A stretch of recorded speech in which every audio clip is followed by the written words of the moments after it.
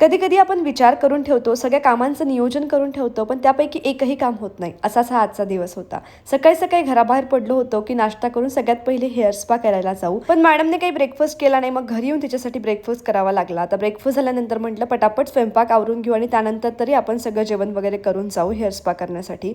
पण दिवस कसा गेला ना हेच कळलं नाही. शेवटी संध्याकाळीच घराबाहेर पडलो आणि आता तयारी चालली होती, ते म्हणजे रोशनच्या बर्थडेची. यावेळी रोशनच्या बर्थडेसाठी आम्ही काहीतरी वेगळं प्लॅन करतो आणि ते काय तुम्हाला लवकरच कळणार आहे. आणि त्यासाठी बाहेर निघाले होते. त्यानंतर आम्ही गेलो होतो मॉलमध्ये, कारण रोशनला मला कॉफीची ट्रीट द्यायची होती. आणि तिथे गेल्यावर हे फाउंटेन दिसले की तिथनं आम्ही हटायचं नावच घेत नाही. कसं बस आतमध्ये घेऊन गेलो तिला. रोशनने त्याची कॉफी एन्जॉय केली आणि आजकाल आम्ही जे काही खात पित असू ते आम्हालाही हवं असतं. सो बाबांकडे इथे जिद्द चालली आहे की मला पण कॉफी पाहिजे. त्यानंतर बाहेर पडलो आणि आजकाल न असं खांद्यावर बसण्याचा खूप शौक लागलेला आहे. बाहेर निघाला की बाबा मला खांद्यावर घे, हे तिचं चाललेलं असतं.